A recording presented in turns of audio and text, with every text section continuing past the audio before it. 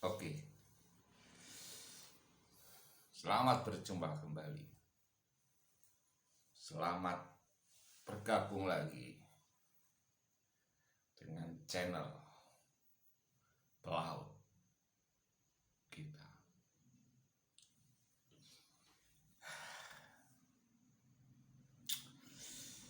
Pada kesempatan kali ini,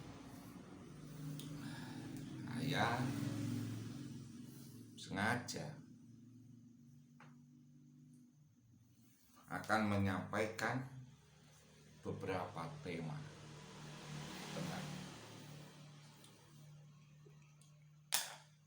yang pasti satu hal yang akan dilalui oleh seorang pelaut.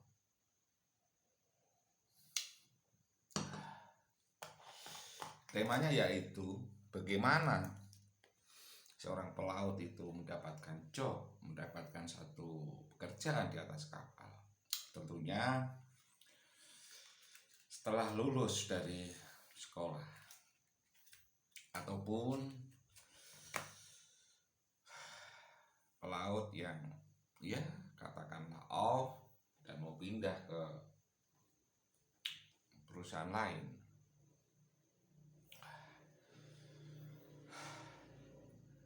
Hati-hati kawan. Kenapa aku bilang hati-hati?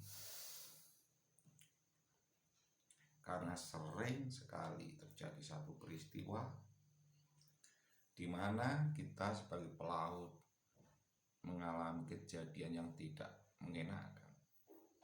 Oke? Tertipu.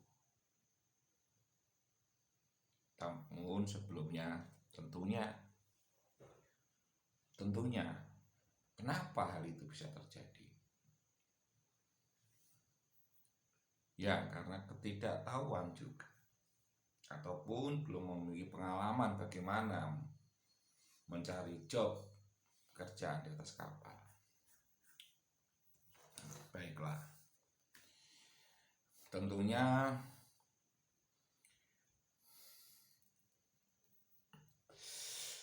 sudah sangat umum bahwa pelaut untuk melakukan atau mencari pekerjaan menyiapkan dokumen pelautnya, beberapa sertifikat, mungkin 18 jenis lah, paspor, buku pelaut, buku kesehatan, dan kawan-kawannya itulah. Aku pun sudah lupa berapa banyaknya.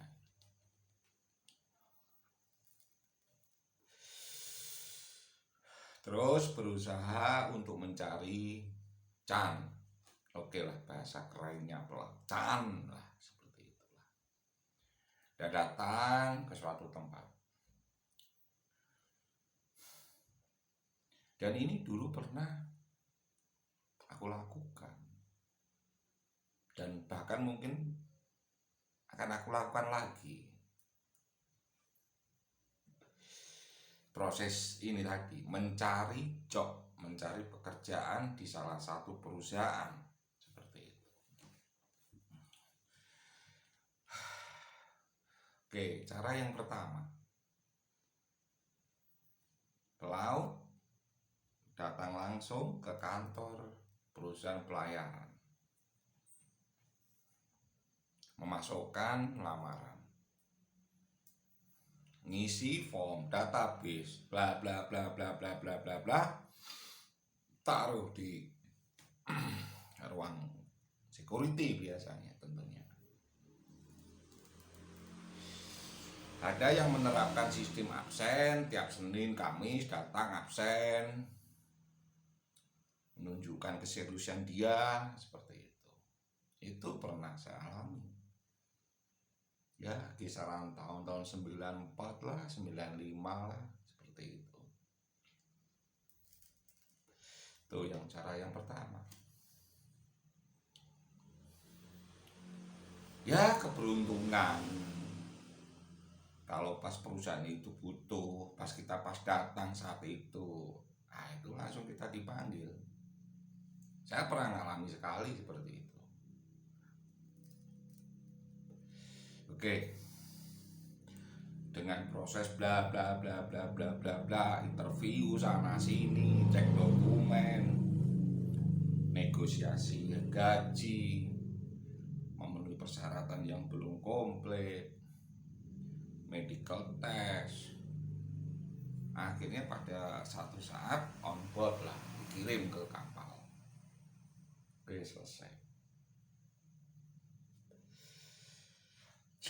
Oke, cara kedua, dan ini juga pernah terjadi pada diriku. Oke, aku hanya cerita tentang apa yang pernah aku alami.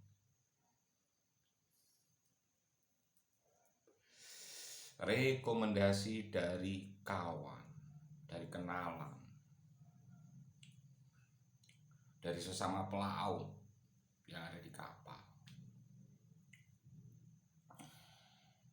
Nah, ini juga satu cara, satu jalur di mana kita bisa join atas garansi, atas usulan, atas permintaan salah satu kawan kita, atau ya boleh dibilang senior kita kah yang ada di kapal, merekomendasikan kita untuk join di perusahaan itu, sehingga pihak manajemen perusahaan memanggil kita, memproses kita naik join di kapal tersebut.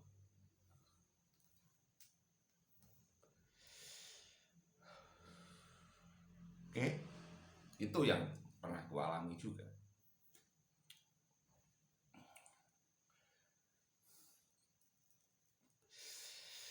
Oke, cara ketiga, nah ini yang agak panjang aku kemukakan,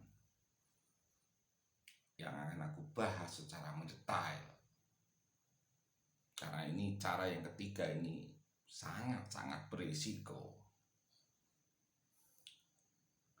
Cara ketiga yaitu kita join di atas kapal, join kerja di atas kapal lewat agensi. Oke, bahasa kerennya broker.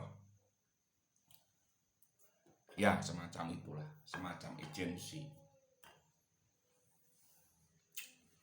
Karena apa? Kenapa lewat agensi? Sangat mudah logiknya. Kita ini pelaut. Pelaut itu standar keilmuannya, standar ijazahnya itu internasional, foreign, on the world, around the world. Simpel kan? Artinya apa? Artinya pelaut itu memiliki satu keterampilan, keahlian yang standarnya internasional, bro. Perusahaan Amerika, perusahaan Singapura, Malaysia, Hong Kong, Jepang, Eropa bisa merekrut kita sebagai pelaut. Ini yang membedakan disiplin ilmu antara pelaut dengan yang lain. Maka banggalah kita jadi seorang pelaut. Harus bangga.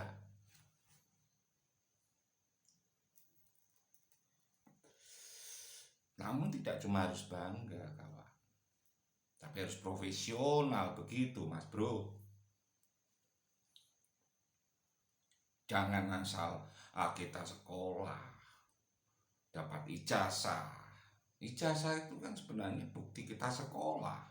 Belum tentu otak kita itu ada ilmunya. Belum tentu. Nah, oke lah, itu enggak kita bahas lah. Oke lah. yang kita bahas saat ini. Keilmuan kita, knowledge kita sebagai seorang pelaut standar internasional, artinya kita berhak bisa join di perusahaan asing. Nah, tentunya dibutuhkan agensi tadi. Nah, sekarang agensi itu ada berapa jenis? Nah, ini kadang kita sebagai pelaut belum pengalaman, belum paham bentuknya itu apa, itu belum paham. Makanya sering terjadi gejolak.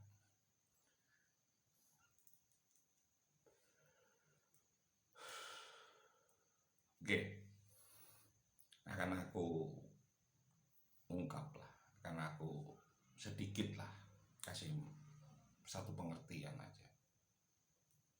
Yang pertama, agensi itu ada satu jenis broker lepas namanya. Nah, yang kedua, broker atau agensi yang namanya mining crew. Nah, nanti apa perbedaannya? Apa spesifikasinya? Dan bagaimana sikap kita menghadapi broker yang dua jenis ini tadi? Mungkin saat ini berkembang lebih lah, gimana lah. Aku pun sudah lama tak mengikutinya. Tapi paling tidak dua tipe ini yang pernah aku jalani dan aku pernah lewat di situ.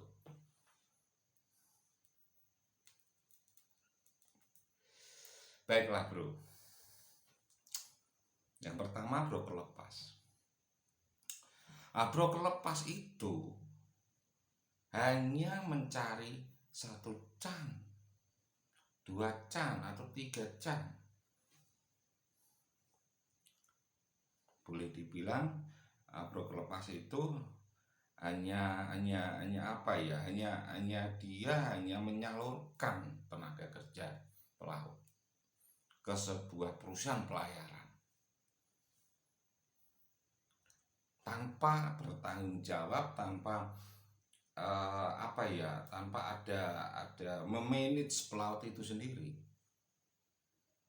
Jadi kita ibaratnya membeli satu kesempatan lowongan pekerjaan itu.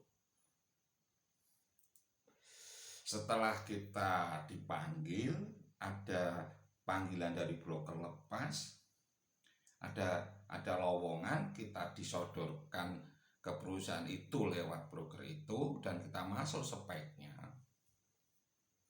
dan kita diinterview sama owner atau perusahaan pelayaran itu, dan kita berhasil lolos dari interview itu, di approve, silahkan naik ke kapal kami, baru diproses.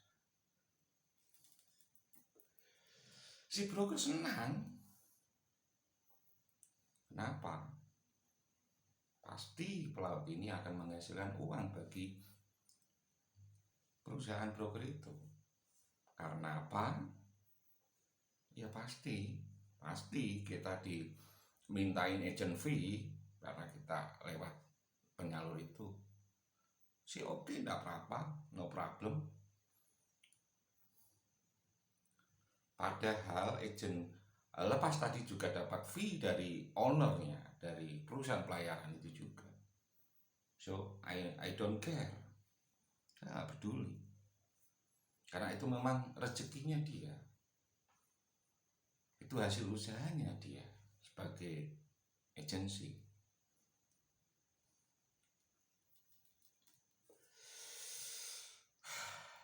Hanya hati-hati di titik ini kawan. Kadang mereka juga melakukan satu penipuan, dan ini pernah aku alami sendiri kawan. Ya maklum, belum tahu, biasa.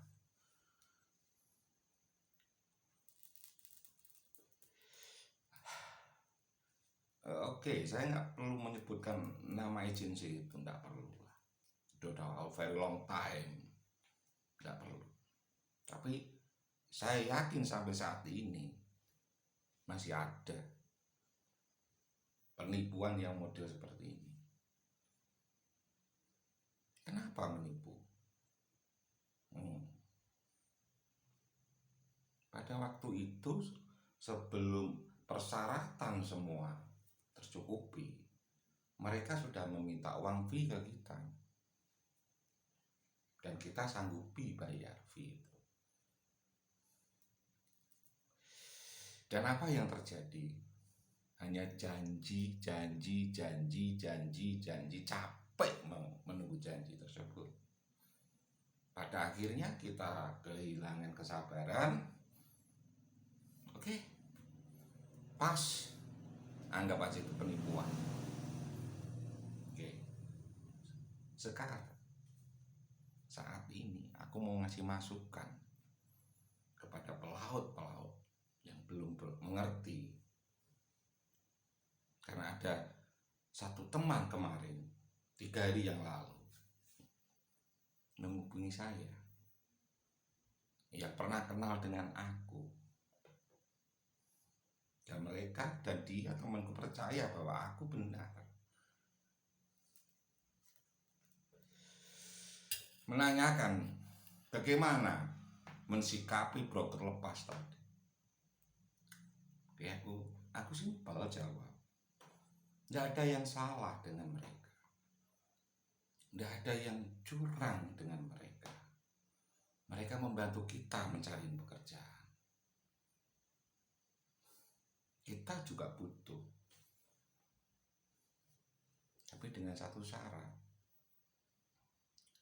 Kita harus tahu persis kapan kita menyerahkan uang kita. Lalu kawanku bertanya, kapan uang kita serahkan ke mereka?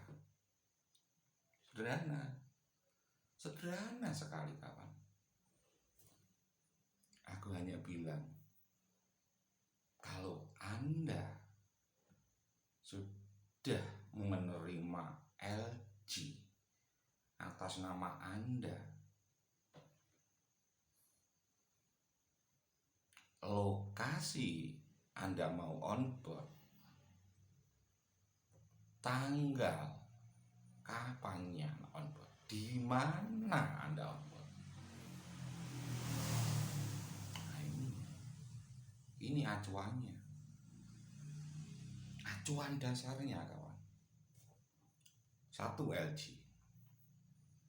50% Anda sudah percaya kalau Anda benar-benar akan on board. Letter of Guarantee, LG. Ingat, LG dari perusahaan pelayaran yang akan Anda naiki. Itu atas nama Anda. Yang teliti cek nama Anda, nomor paspor Anda di situ, nomor pelaut, buku pelaut. Pastikan itu atas identitas betul-betul Anda. Nama agensi yang menjemput, kontak personnya siapa, itu penting. Clear, selesai. Nomor 2, acuan kedua apa? Yang kedua adalah paspor yang Anda pegang itu kawan.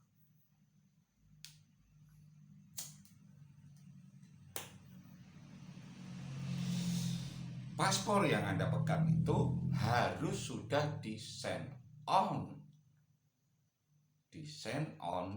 atas nama kapal yang akan Anda naiki. Nah, ini tidak main-main kawan. Ini sudah resmi karena paspor dokumen negara. Kalau seseorang atau agensi itu sudah berani membawa paspor kita ke imigrasi atau ke Syah Bandar untuk di-send on atas nama kapal yang akan kita naiki, segera kasih uangnya. Itu baru 75%. Oke, enggak apa-apa. Enggak aja soal. Tetapi finalnya ada lagi satu persyaratan, kawan. Dan ini fleksibel lah. Tapi bolehlah untuk acuan dasar juga boleh lah. Apa itu satu terakhir?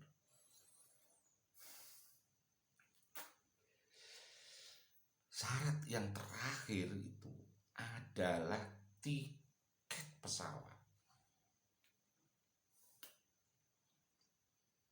Minta tunjuk tiket pesawat atas nama Anda. Contoh, Anda mau on board di DL Kuala Lumpur, Port Klang lah, taruh aja gitu. Anda harus bisa dong melihat tiket Anda kapan naik pesawat ke GL. Karena yang terdekat di GL tentunya. Oke lah, contoh Singapura lah. Di LG itu Anda akan on board di Singapura. Tentunya Anda harus pergi ke Singapura. Tunggu sampai tiketnya itu keluar atas nama Anda. Tuh. Nah, baru Anda kasihkan uang casnya itu, agency fee-nya itu. Tidak apa-apa. Itu pasti itu. Gitu prosedurnya. Salah satu indikasi lah kalau itu benar, enggak bohong, enggak nipu gitu. Tuh. Tapi kalau masalah kapal itu kondisi bagaimana, perusahaan itu mafia apa enggak, itu di luar prosedur cari can itu, kawan. Nah, nasib lah kalau dapat perusahaan yang mafia, taruh aja kata orang itu. Ya itu udah risiko. Makanya sebelum Anda join, usahakan cari info sebanyak-banyaknya tentang perusahaan itu dong. Ya sekarang lah era komunikasi bagus. Beda zaman aku dulu. Nah, aku join lewat seperti itu. Satu kapal orang India semua, bro. 3 bulan makan kari, bro. Panas dingin badan, bro. Sakit, minta pulang akhirnya, bro. Nah, tapi itu resiko, kawan. Itu resiko pelaut. Don't worry lah. Don't worry. Mental kuat, bro. Kita fighting, kita kerja sama orang asing kuat, bro. Tapi badan, bro, siapa yang tahan 3 bulan makan kari, bro? Asli India, bro, kokinya 3 kilo itu kari itu masih tercium itu, bro. Oke lah, oke lah, no problem. Oke, ini cukup untuk jenis broker lepas, bro. Yang kedua jenis broker apa itu tadi? Mining crew, bro. Mining crew. Nah, ini hati-hati, beda nih sistemnya, bro. Mining crew itu dia masih memanage kita, bro, mengenai gaji. Itu kita harus tunduk sama mining crew tersebut, bro. Kenapa? Karena perusahaan pelayaran atau ship owner itu sendiri tidak mau pusing dengan soal-soal kru. Dia serahkan ke apa ya, company lain lah, apa ya, ke perusahaan mining crew itu tadi, bro. Itu yang terjadi. Dan di tempat kita di Indonesia Merah Putih ini banyak sekali yang sistem mining crew. Apa kelebihan dan kekurangannya, temanku? ada kelebihannya mas bro, sister. Join pertama, terkadang kita tidak dimintain agent fee. Tidak bro, join saja bro. Bahkan biaya-biaya untuk kesehatan, pertama kali medical check up, mereka bantu mas bro. Oke, namun ada satu kelemahan mas bro.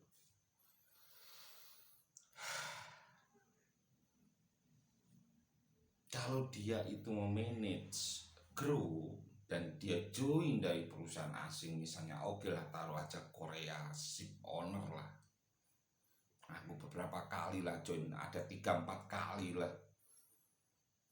Mereka punya aturan mas bro. Pertama, gaji bulan pertama kita selalu ditahan. Kalau belum habis kontrak 6 bulan kita pulang, kita dicas 2 tiket. Kalau lebih dari 6 bulan kita 1 kali tiket dicas, dipotong gaji kita untuk pembiayaan orang yang mengganti kita dan kita yang pulang. Mereka nggak mau ambil risiko mas bro. Ini yang aku ketahui dan aku pernah lakukan. Oke. Namun ini yang ingin aku tekankan mas bro, gaji kita pasti tidak sama dengan standar gaji ship owner tersebut. Terkadang kita tidak